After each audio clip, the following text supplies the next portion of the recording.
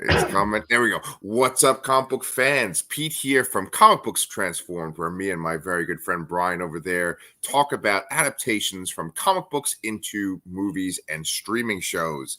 We are now 5 movies in to the Tomorrowverse, DC's most recent animated shared universe, and we are talking about Green Lantern, Jon Stewart's very first feature-length movie. So, Brian, Jon Stewart's a pretty big guy because he was in the Justice League cartoon that went on for so many years. And and that's where my primary knowledge of him comes from, really, is from that show. exactly. And he was voiced by the great Phil Lamar, right? Yep. Yeah. I was going to ask you right off the top, who is your favorite Green Lantern? A long time ago was Kyle Rayner. Yeah. But I don't know anymore. I'll stick with Kyle Rayner, but I mean that probably very easily could change. Okay. I would say that my favorite one is Guy Gardner, but I do like Hal Jordan a lot too. Yeah, Guy Gardner's good too. Yeah. When I make like a top 10 DC superheroes list, Hal Jordan is on that list, and Guy Gardner is not, but he's my favorite Green Lantern. Yeah, man. All right, well, there's some fucking dead Green Lanterns in this movie, huh?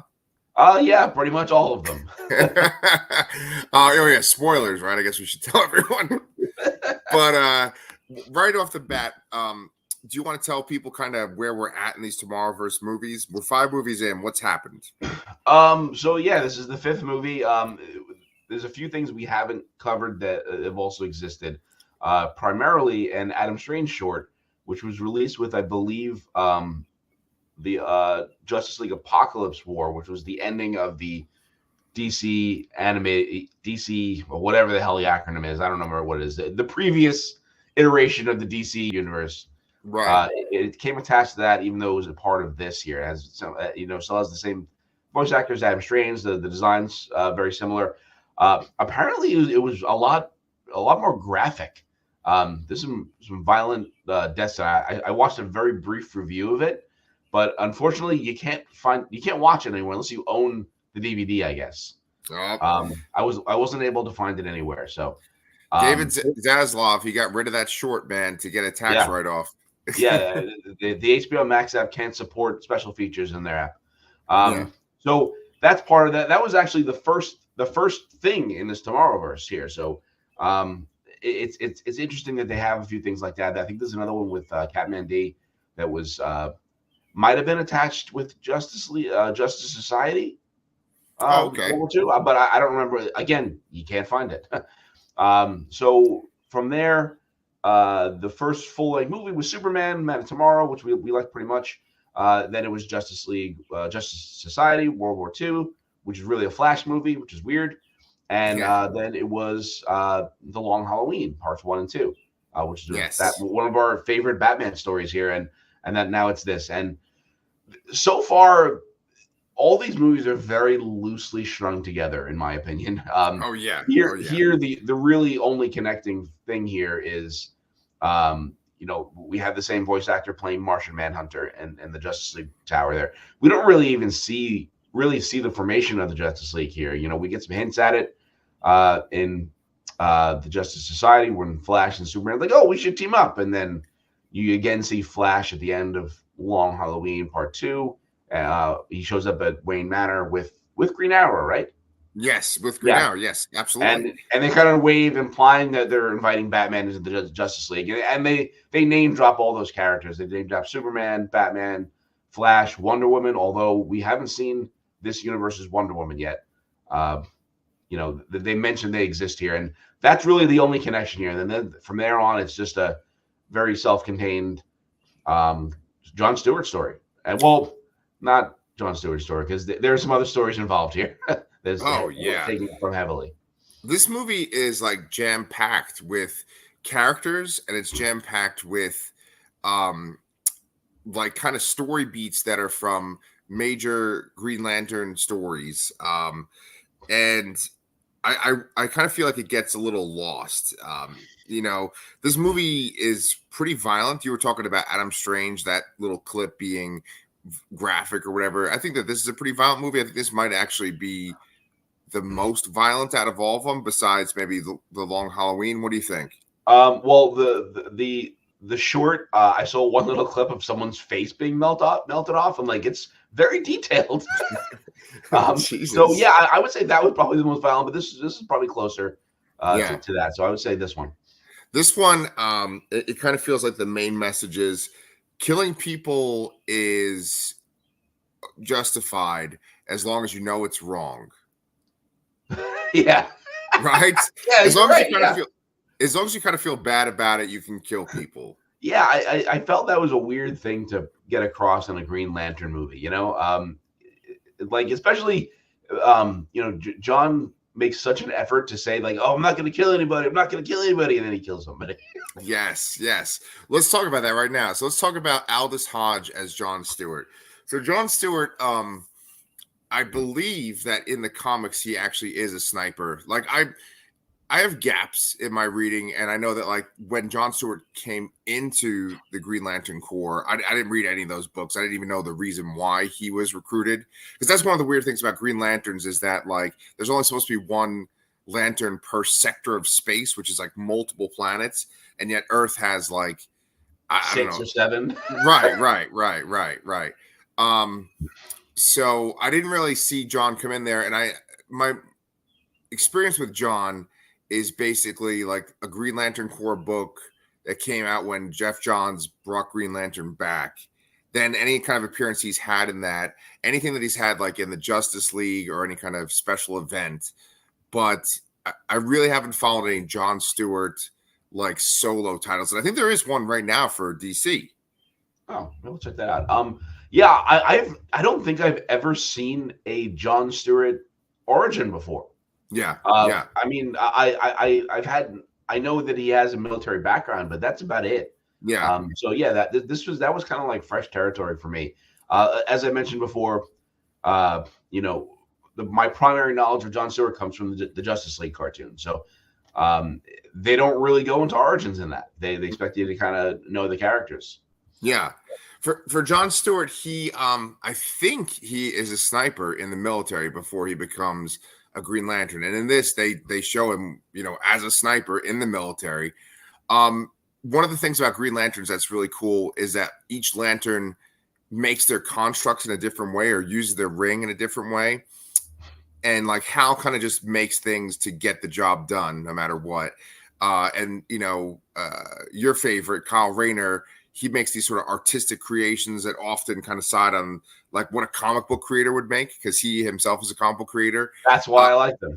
Yeah, there you go. And then like John, I think also has experience like as an architect or like a designer, and so he makes I think like it was an engineer. Was it an engineer? There you go. Thank you. Yeah, he makes more detailed constructs, but in this, he definitely has a certain kind of attitude and feeling, and I think it's different from the Phil Lamar version. We're talking about Aldous Hodge as John Stewart. How do you feel about that casting? It took me some getting used to it.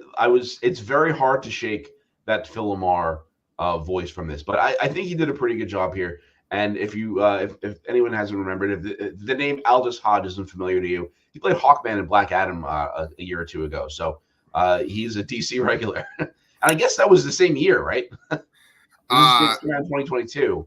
Is that when Black Adam came out? Yeah, you're right. So big DC year for Aldous Hodge. Yes. It's funny because he played two guys that, like, in different continuities, has gotten with Hawkgirl. Yeah, that's true. That's a good point. Yeah. Yeah. I think he does a good job, and I think that what they were trying to get across with John was that he's, like, truly struggling with PTSD. He doesn't want to kill other people. He is this fish out of water in the sense that there's this cosmic craziness going on with all these different characters, and he gets roped into it, and he really doesn't want to be a part of it. And I think Aldous Hodge does a good job of conveying that. Yeah, and I really like the character arc there, the PTSD, overcoming that and all. I kind of wish he didn't kill anybody, though. I think that kind of almost ruins the arc a little bit. Yeah. As you said, that message is like, it's okay to kill somebody as long as you know it's wrong. Like, I really don't like that a lot. No. It's not as heroic. This movie, I got to say that, like, This is probably my least favorite of these movies, and I just kind of felt like it was a lot of scenes of exposition where they're explaining a shit ton of stuff that's happening in the cosmic universe, and then there's like crazy action sequences, but then that's kind of it. It's like travel to action sequence, kind of reference this not want to be a Green Lantern or PTSD, and then like just have a battle. I didn't think there was a lot to this. I really like the setup of this movie. And through the first half or so, maybe a little more, and then they started to rush through like the Rand Thanagar War and, like you said, Emerald Twilight. And that's where I kind of like, okay, they like really sped through this. They really like fast and loose playing with these stories. Yes. And I think they cover the Rand Thanagar stuff a little bit more in that Adam Strange short. But again, I think it's only in flashbacks. It's not like current in that. Mm-hmm. So I don't know. I would rank it a little lower, I suppose. Maybe not the lowest, but yeah, I liked where they started, and I think that it just ended very quickly. Like they rushed to the ending. Yeah, I completely agree with you. Surprise, surprise. We could do our ranking at the end of the episode, so we can kind of see where this lies with the other 4 movies. I know we kind of count The Long Halloween as one movie, so I guess with the other 3 movies. Yeah. Following The Long Halloween is pretty rough because The Long Halloween is such an excellent comic to begin with. And you already kind of, here's spoilers for some people. You referenced how this is taken from specific comic events, right? Yes. So like those events, even though they're kind of exciting to read and they have major implications, they're not on the same level as The Long Halloween in terms of quality. No. And so, we keep saying how this movie is pretty much about like war and PTSD. It's like a Wizard of Oz of war. John is like dealing with PTSD from being in some, Middle Eastern country in the beginning. And then he doesn't want anything to do with war. And then he essentially gets brought into this like cosmic battle between Rand and Thanagar. So spoilers. What did you think of that beginning sequence with him in the Middle East? I was shocked right off the bat. The first thing we're seeing is a bunch of people getting murdered. They really drove that PTSD thing home. He was very scarred from the war. I like that, they kind of show him getting ambushed and he gets a knife through his hand, and then you see him in present day with a scar on his hand there, and that kind of action scene plays out again towards the ending, in the ending, in the finale, the final battle. Yeah. So yeah, it was pretty good. Yeah, it is done with a very unexpected character to be doing that. Yeah. We'll get to that eventually, but didn't this sequence, because it happens like twice in this movie, didn't it kind of remind you of that sequence in Saving Private Ryan where the guy is pushing the knife into the soldier's chest? Do you know what I'm talking about? Yeah, but that's a pretty common trope, though. You see that a lot, I think. Yeah. Well, I think that's in Saving Private Ryan. That's kind of the first time I really saw that like that. Okay, yeah, maybe it is. Yeah, and it's always kind of haunted me the way that it's done. Yeah. In this, it's like it's life or death. You got to save yourself. You have no choice because someone's about to kill you, and you're watching it in slow motion in real time, right? Yeah.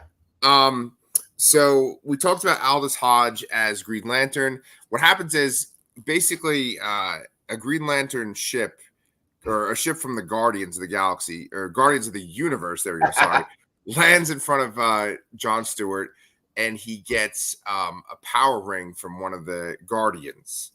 The Guardian that is Ganthet. Oh, he just fucking straight up disintegrates? Yeah. That's the main Guardian that right there that disintegrates there. So damn.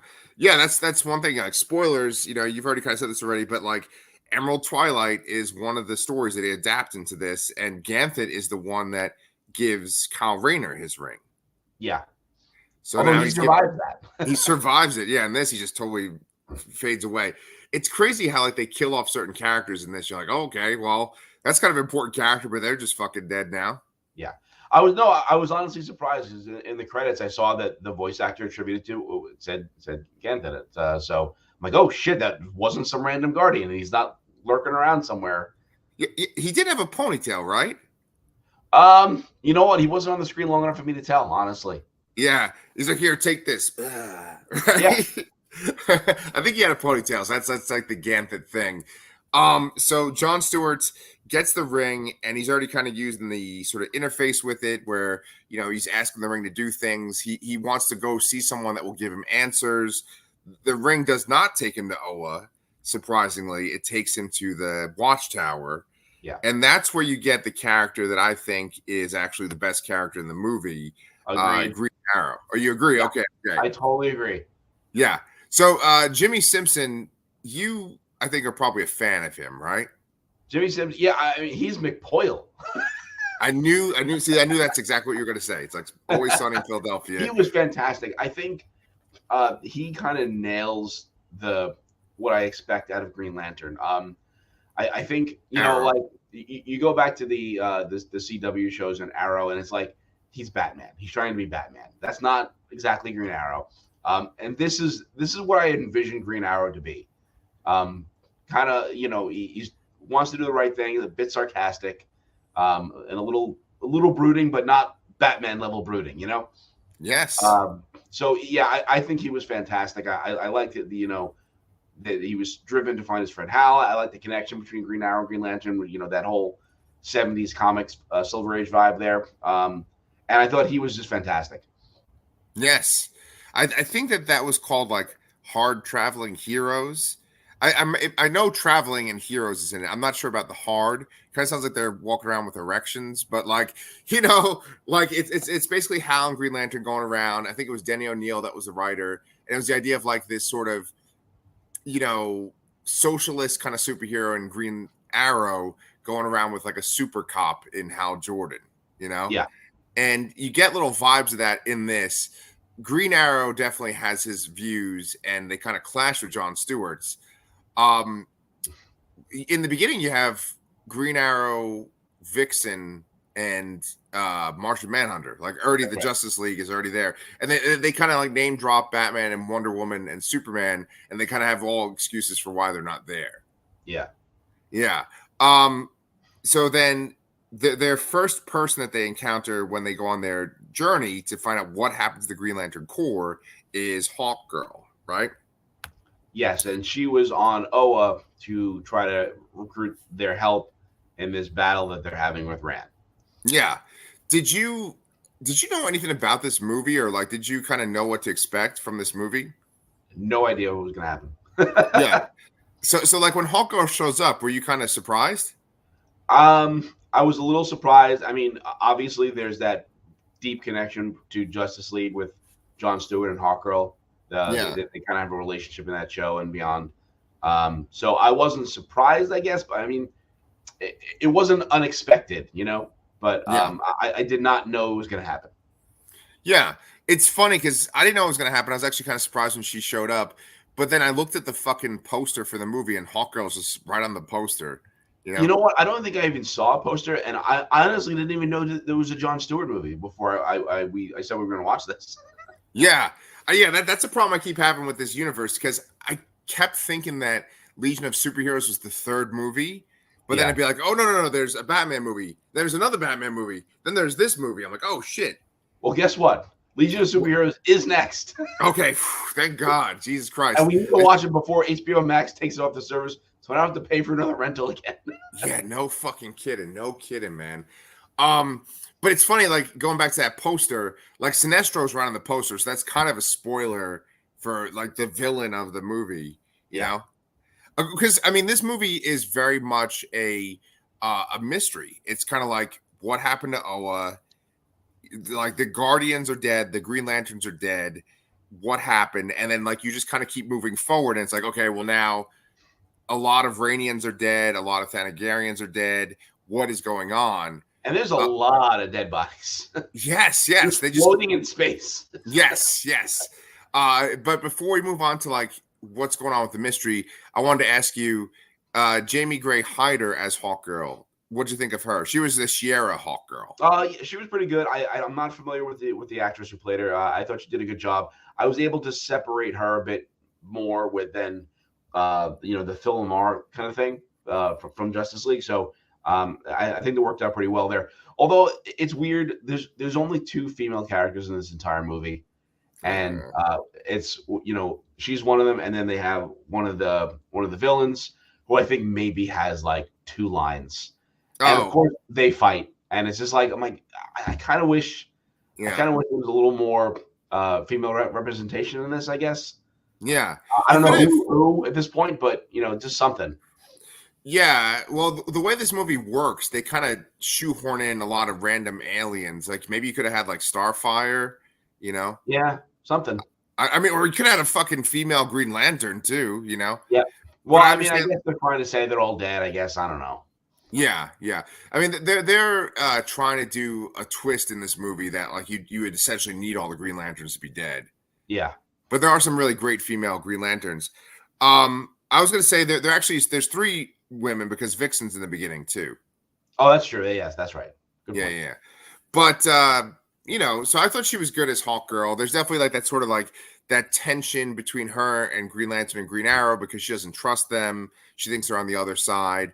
And so they're angry, and she kind of has this sort of like Worf personality where like there's multiple times where she's like, oh, that was an honorable death, or like, they should battle. Like she's like really pro fighting. Yeah, definitely. Which is like in line with Thanagarian culture. So let's kind of just jump into spoilers and get into some of the details here. So it's revealed that Sinestro is essentially behind this Wait, like wait. Before we get that, we kind of should mention the other major character they had. I know we sort of mentioned it before, but Adam Strange, he shows up in between this, and that increases the tension with Hawkgirl, and then because they're on opposite sides there.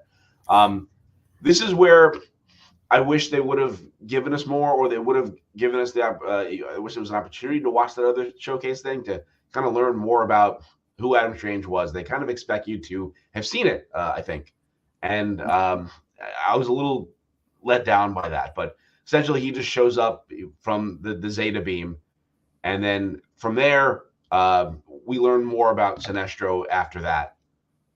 Him when he shows up. So sorry to interrupt. yeah, yeah.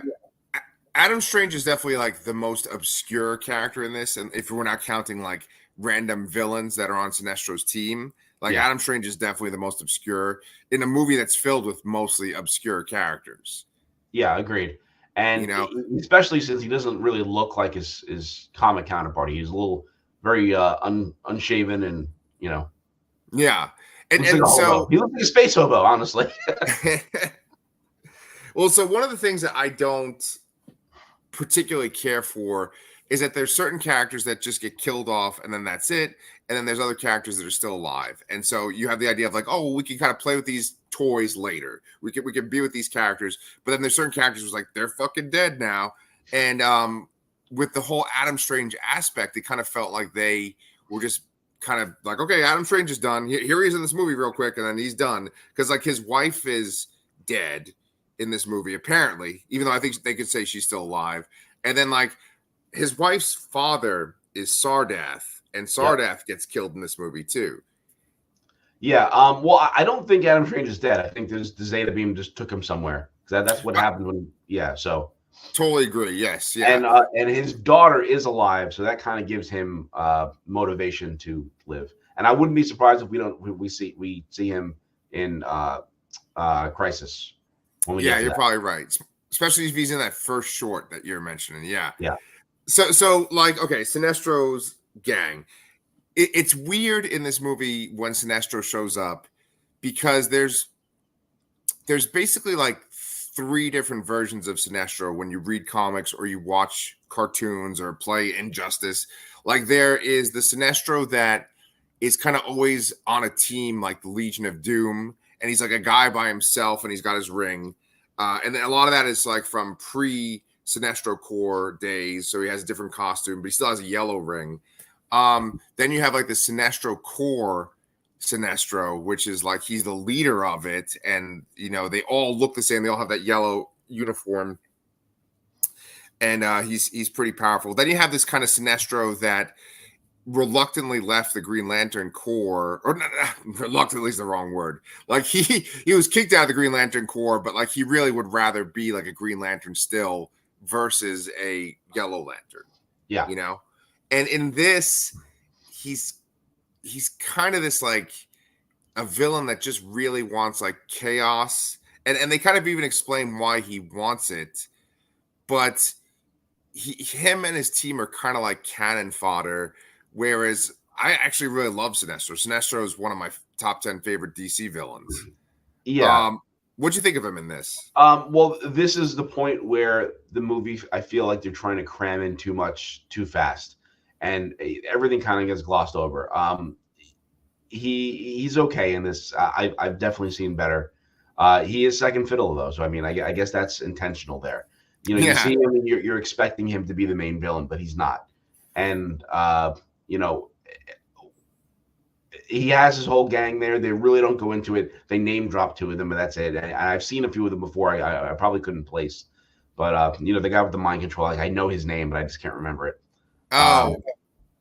Yeah, I think his name is like Destro, but I mean that's from fucking G.I. Joe. Yeah, it's something I don't remember, but I was surprised, like you said, that they feel like henchmen off the bat, sort of. And I especially thought it was really weird that most of them don't use their rings very much. Right. It was really weird. Like the Lisa like uses the chains and all that, and that one guy with the mind control used the sword, sort of. But I'm like, they're like loading boxes into like ships and stuff, and I was like, first of all, why like this is like the ultimate henchman thing to have to do is load boxes into a ship, and like why are they not using their rings? Yeah, really, really good point. I was kind of confused. I was like, is it implied that all of these people are in the Sinestro Corps, or is it just Sinestro and Lisa? I think her name's Lisa Drac. Is something her name? Like that? Yeah, I don't know. Yeah, a few of them look like they have the powers, but not all of them look like it. And you know, like usually the costume is black and yellow. You have the symbol, and you do see the symbol on most of them, but some of them don't even use the powers at all. So it's like, you know, what's going on here? Okay, so the guy with the three eyes and the fin on his head, that's Despero. I just looked him up. Okay. Then there was a Durlin. They're like a shape-shifting species. One of them is Chameleon Boy on the Legion of Superheroes. He was one of the bad guys. Then there was some kind of fucking lizard thing, which I think he's straight out of the Sinestro Corps. I've seen him before. And then there's this other fucking I have to look up this other guy's name, but he was the one that had like a rod and he was like hitting people. Yeah. I guess you could say he's got like fly eyes. Yeah. Wasn't that the big lizard guy though? The big lizard guy, yeah, he was in it, and then he was like, he's a member of the Sinestro Corps, as far as I know, from the comics. The biggest thing I took away from that guy with that kind of spear-like thing or rod, whatever you want to call it, is like he flat out hits Green Arrow in the back, and it's just like he's just like, and like I imagine that would have went through him, you know? Oh yes. That was one of the issues I had, was the kind of the plot armor that the characters had. Like, just you know that the characters are completely unnecessary when they're just killing left and right. But obviously, you know, the heroes here, that like they escape with their lives way more often than they should have compared to everybody else. You know? Yeah. You know, like with the fighting and stuff, like a character like Lisa Drac, right? In the Sinestro Corps, she has like a very distinct role where she kind of carries the book of Sinestro, or it might be the book of Parallax, and she's got like the book, and that's why she has the chains, is because it's like connected to that, you know, and like they all have these like distinct things that they do. They have like, these interesting qualities, and I really would have preferred that if we were going Parallax and Sinestro Corps, that we went with just those members and we didn't have people like Despero and that Durlin and stuff. We just had people from the Sinestro Corps and that's it, you know? Yeah. But with that being said, I wanted to point out that like the rings, I like how they use the rings, whether they're in the Sinestro Corps or the Green Lantern Corps for this movie. Like, because it's not like every single thing they make is like shooting out of their ring to do it. Like they'll kind of like move around, and it's almost like there's a field around them because of the ring, and like they'll have like a blade in their other hand and they'll like use that, you know? I really like that. What did you think of the ring and like the Yeah, that was a nice constructs? detail. I mean, they follow some pretty standard Green Lantern ring tropes. That like they can call it from there, and yeah, and like you said before, that each lantern kind of has their own construct style. So yeah, I thought it was good. Yeah, I mean, they have the kind of the cliche stuff. They have like a big hand that grabs somebody. That's always a Green Lantern thing. Or they make shields, and the Yeah, shields are often like kind of getting whittled away by someone that's really powerful. You know, yeah. typical Green Lantern stuff. Before we get into like the two main storylines, I just wanted to say one more Adam Strange thing. In this, he has a meta gene, and I think like in the comics, that's not the case. You mentioned him being an obscure character. I've seen him in a few scant books. I know very little about Adam Strange. Yeah. Did you read I've that? always wanted to read the Tom King book, but I have not yet. Okay, that answers that question. Okay, yes. Yeah. That comic I felt was like one that kind of dragged on, like it was stretched too long, you know. Yeah, But it was a good job. That was another one that was about PTSD and dealing with warfare, and it was dealing with the very specific war that's in this comic or this movie right here. We're talking about the Rand Thanagar War. That was a mini series right before Final Crisis. Oh no, was it Final Crisis? No. I'm so stupid. Infinite Crisis. yeah. Did you read that tie-in? I don't think I did. No. Good, because it was pretty fucking lame. Yeah, It was bad. But it still was essentially the same concept. It was like Rand and Thanagar were like in the same solar system as each other. They weren't supposed to be, and then they just basically. I think the opposite happens. I think Rand gets teleported near Thanagar instead of the opposite here. I don't I think remember. that is what happens. Yeah, yeah, and it's just this bloody war, and it's also I'm sorry, comic where there are a lot of random alien characters in it. Yeah. In this story, it's not just like Thanagarian Hawk people and Rand people. Yeah. Do you have a preference out of the two races? I guess the Thanagarians, I have more familiarity with them. Yeah, yeah. The Radiant people are kind of lame, but the whole main thing with Rand is it's just like Adam Strange is their hero, and they use the Zeta beam to like beam all over the place, and that's their big thing. And in this movie, basically, a Zeta beam is used as like a weapon of mass destruction. Yes. Yeah. So you didn't watch that one, but did you read? Right? Did you read Emerald Twilight? I have not read that either, actually. Okay. But you know what happens in it, right? Yeah, this is essentially where Hal kind of loses it and he becomes Parallax here. So, the second we see Hal in this, I'm like, something's up. The second he pops out of the shadows, we knew something was wrong there. I didn't quite expect him to go full Parallax here. I actually was thinking it was going to be like, I honestly thought that the Sinestro we saw was going to be a decoy, and that was really going to be Sinestro. I thought. Oh, okay. I don't know why that's another very, common trope. But no, it was Parallax. That I do feel they rushed it here.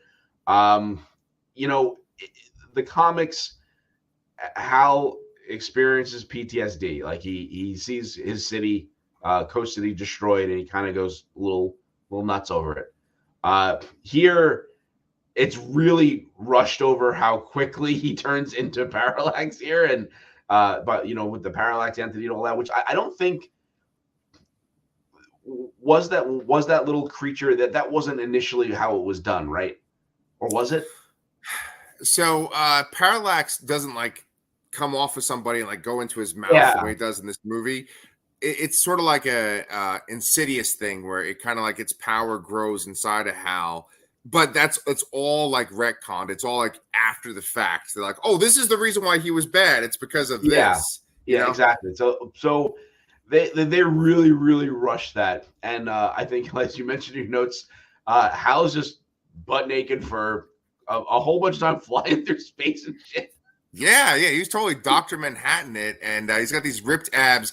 There was this, this weird kind of choice. I don't know if this was kind of hinting at like a sort of a homoeroticism between Sinestro and Hal, and like the idea of like the two of them being shipped in stories. But like at one point, Sinestro's just like totally just like leaning his friggin' asshole over Yeah, he was Hal's crotch. straddling him. Yeah, Yeah, he he's was straddling naked right Hal. over him there. Yeah, and Yes, yes, yes. that was before he was even bad, and he was like following him. Yes, yes, yes. It's funny because like those two characters have such an interesting dynamic, and that's worthy of a movie in itself right there, those two. But it's just like real rush. They kind of have their final battle, and Sinestro essentially has him possessed. Hal becoming Parallax is like a big deal, even though it's only 3 issues in the comics. The whole event, Emerald Twilight, it's still like this major Green Lantern event. Yeah, I mean, once Jeff Johns comes on, then you have all of a sudden you have like Blackest Night, and then there's other shit with all the different cores. But like that was like the main Green Lantern event for a long time. Yeah, agreed. Yeah. And like we said here, they kind of gloss over it. Not gloss over it. They really rush it. They really cram it in there. And then this is where I come back to the battles that the characters are having. Like it's John Stewart, this brand new recruit. He even gets called a Green Lantern, like a rookie, sort of. They insult him in that way. And then he's fighting off Parallax here with like 12 fucking Green Lantern rings. Right. Parallax is taking everybody out. He's fighting everybody, the whole team there, and he just knocks them all out. But like before, he's ruthlessly shooting at people in the back and all this other shit. Yeah, and he's like, oh yeah, well, being tortured for months, brutally tortured, will do that to a man. And then suddenly the heroes like, oh, they're the heroes. I'm gonna only knock him out, sort of. I don't know. That inconsistency really bothered me because I feel like you were trying to be realistic with the violence and the consequences of war and all that, and then they have to go back to kind of like that cartoon mentality where nobody dies, sort of. Mm-hmm. I mean, not that I want to see characters die, but I mean, I kind of like lost my suspension of disbelief there, Yeah, no, I totally understand. I was gonna say, do you think there's a name for that trope where a character that's inexperienced, like John, like you just said, like quickly becomes like an expert, quickly becomes the best over a very short period of time? Like I know there's sort of like the idea of the Mary Sue. Yeah, that's the closest thing I could think of. Yeah. Right. Because I think like Green Lantern absolutely 100% suffers from that, where it's like they get a ring, and then like all of a sudden they're like the best one in the whole fucking Corps, where people have been in the Corps for years, but they get taken out like punks. And then all of a sudden this one person gets it and they're like amazing, just like you were saying. Yeah, I mean, they do say that he was, learning from the ring for training courses and all that shit, but that's not enough. I mean, and it's still, it's one ring versus like, he's got multiple rings on some fingers, Yes. Well, that's one of my favorite parts is like Hal eventually goes Super Saiyan in this movie. We might just give some context if someone hasn't seen the movie, but basically what happens is there's this crazy moment that Sinestro orchestrated where Zeta Beam is like essentially destroying Thanagar. And during that chaos, Hal, like he loses his Green Lantern power. He's just naked, on the planet's surface. Sinestro comes down and like Parallax crawls out of his mouth and crawls into Hal's mouth. And then Sinestro and Hal go to Oa and just basically take out the whole entire Green Lantern Corps. And that the reason why I have the ticker here is because there is one part where Hal looks like Broly, where he's like naked and his abs are showing, and he's got fucking yellow hair, and he's screaming. Yeah, and he doesn't have a ring either at that point. I mean, I know Parallax is the source of the yellow ring and all that, but still, it's just funny that he's just flying naked through space and then just take out literally every Green Lantern. Yeah. And what sucks is that there are some Green Lanterns that are really great in the comics. Like there's Kilowog and there's Savak. I can't remember his fucking name, but the one that has like multiple arms, And it's been a while since I've read any Green Lantern, and they just like I know they show. I think his name is Savak. Who's that? Tomorrowverse on the ground. Oh, okay, right. I mean, they show like you see these bodies, you're like, oh yeah, there's that girl with like the purplish hair. There he is, So all these characters do get taken out in Emerald Twilight, and then there are new Green Lanterns that join the Corps after, so they could like reboot it, but it sucks to like lose characters, and you don't even get to meet them basically. Yeah, I don't think they even showed Kilowog anywhere either. Oh no, they did. Maybe when they were attacking Oa, I think they might have showed him in the background. Oh, that's lame. Yeah. But like I think back to I mentioned we see the body of Tomorrow there. He's the guy with the kind of like the fin on his head there, and the kind of like a beak sort of. Yeah. And I think you see him, he's taken out there, and I think back to Young Justice. There was that arc there where he like sacrifices himself, and like how well done that was, and and then you have this. I granted that's a show, and they have these kind of longer arcs, and this is just this is a movie where they do have to kind of rush things on occasion. But I feel like I like it when they have those kind of noble sacrifices. The deaths have meaning, things like that, and they're not just extras that are just used for effect. Yeah, I think what we're learning here is that comics really like condensing major comic events into movies. It rarely works well. It's especially more like multiple. Wait, say that one more time. Especially when it's multiple comic events crammed into a single movie. Right, exactly. Like it really. I mean, this movie is a great example. You really just barely get any character development. I feel like. Like how little did we actually mention Jon Stewart in this discussion today, even though we've been talking about this Jon Stewart movie? Yeah. And Green Arrow is pretty awesome. We should kind of wrap it all up right here and point out that like Green Arrow is actually the one that kills Hal, and that does have depth to it. That does have weight, and a lot of it, interestingly enough, is like just the characters' reactions and stuff, like his faces. Yeah. I agree there. I feel like that death had some weight to it. It was weird when Jon Stewart just kills Sinestro. I was like, what? But it felt necessary and it felt right for Green Arrow to have to take out his best friend after he's seen what he's turned into. Yeah. I'm like, okay, fucking Sinestro's dead. Hal Jordan's dead. This is the first Green Lantern movie in this universe. Okay, sure. Yeah, great starting point. Right. No Guardians, there's no Lanterns. Yeah. Sometimes like the choices they make just kind of blows my mind. But they suggest that they could like restart the Corps, and like I said, there are other members they could bring in. Like I don't think they showed Guy Gardner. They didn't show any of the other Earth Lanterns. Yeah. So we could potentially see them in Crisis, or if I assume the Lantern Corps will be in Crisis. So, yeah, man, yeah. So, do you want to? Is there anything else you want to say about this movie? First off, the ending. What a weird fucking last line. Let's go get something to eat. Like what the? Like I don't know. Like I know. I don't know what I was expecting. Like it was just such a weird line to end on. Wait. Is it? What's there's no after credits. So yeah, they fly back to Earth, and John says he's gonna restart the Corps. Shire goes back, and they just said like, oh, and John says like, oh, I'm hungry. Let's go get something to eat, and they just walk off, and that's it. No. There's one line after that. What is it? Green Arrow says something that's kind of like old fashioned or kind of weird. He says something like, "I'm not ready yet.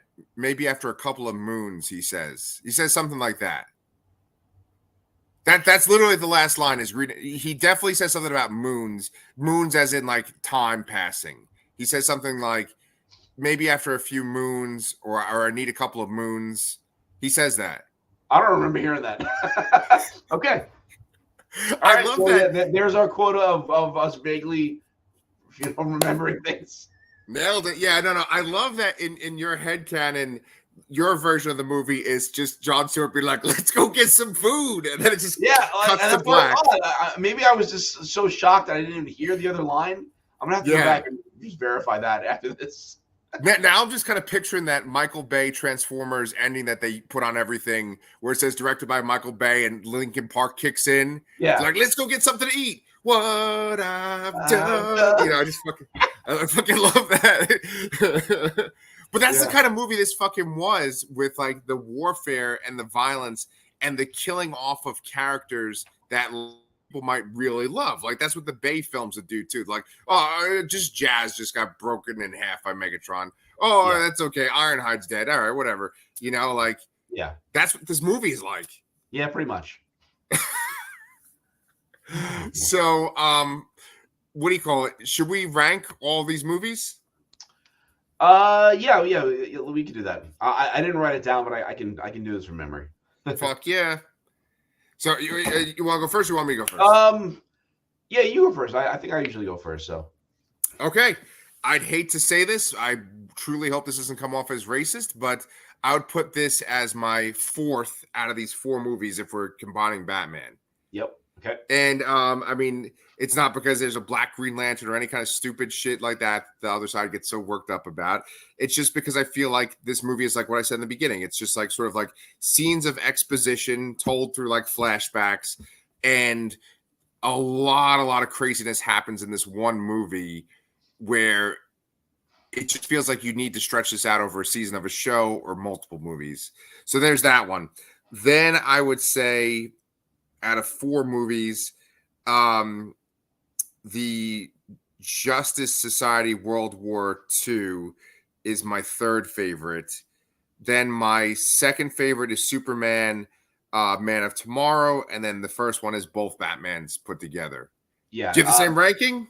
No, I would flip Green Lantern and Justice Society. Really? I had some issues with that. Like I feel like it was weird to have I didn't know if it was a Flash movie or a Justice Society movie. I felt the villains were kind of weird. Like they don't even name the villain. I remember pointing that out in that, and then it just kind of ends. And like the whole point of the movie was just Flash needs to have a girlfriend. Like that. It was so weird.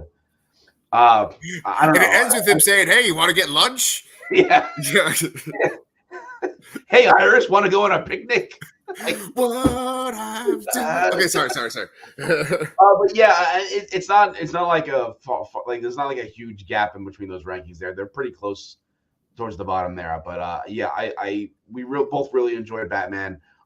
Superman I thought was a pretty nice start to this whole universe here, but so far it kind of feels like 50-50 here. Like I like those two a lot.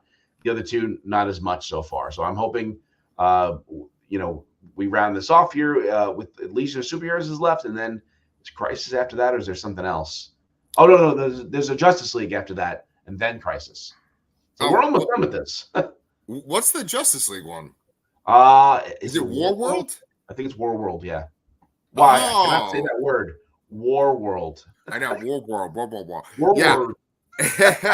I actually just read Superman Action Comics War World Rising by Philip Kennedy Johnson, and I actually really dug that. So if there's any kind of connective tissue between that and that movie, I think that could be good. Well, we'll find out in a couple weeks. Yeah, man. Okay, well then let's hang out with that, and we will come talk about Legion of Superheroes next week. I know that we have so looking forward to Madam Web. Yeah. Wow. I'm telling you, man, I know we don't want to do it, but we probably should just get Morbius out of the way while it's still on Netflix. Oh my God. Is this going to be a week? We need to do Madam Web and Morbius at the same time to see and compare which one's worse. Oh my God. That's like taking 2 shots of like just fucking asshole juice. Yeah. What? Poison. Yeah, poison. No kidding. Some venom. There you go. So we could yeah, well, all right. We'll probably knock out Madam Web and Morbius, within the next couple of weeks. So we'll see. Yeah. I just said asshole juice. I can't believe that. Anyway, this has been me and Brian. If you like asshole juice, then you can subscribe to our channel. You can follow us on Spotify, but you can also follow us on YouTube. And next week, well, I guess Madam Web will actually be our next recording because that comes out on Wednesday. Yeah, so. Is that your Valentine's Day gift to your wife? Yes, it's gonna be Madam Web. No, no, I don't know if she's even gonna want to go see it, honestly. So yeah, we'll find out. Could you imagine if I like straight faced, like really tried to pull it off, told my wife that was her Valentine's Day gift. It's like, here, we're going to see Madam Web. Yeah. Can you believe it? Here we go. We're going to see this. And it just hard cuts to me dead on the street with my head cracked open. You know. Anyway, that has been Comic Books Transformed. We love y'all. Thank you for watching.